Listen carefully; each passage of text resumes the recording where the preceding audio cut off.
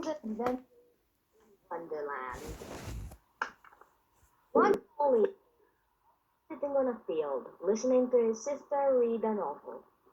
Soon, Tom got really tired, but just as he was about to fall asleep, a purple kangaroo with black eyes hopped past him. Tom thought absolutely nothing of it until the kangaroo pulled a phone out of its pocket and said, "Whoa, boy, I'm going to be very, very late. I better start hopping right now." He pinched himself to see if he was dreaming, and indeed, he was not.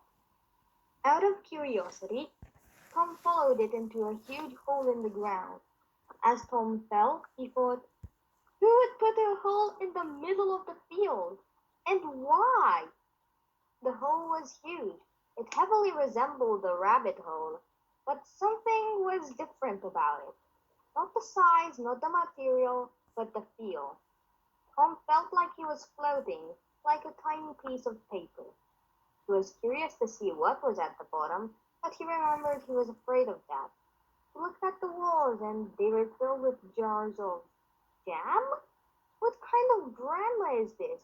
I can't not be dreaming. He saw strawberry jam, peach jam, even some yummy raspberry jam. As Tom was getting hungry, he had stopped falling. He landed on a bag of sugar. It hurt. He looked around and saw a six-legged plastic table with a huge card on it.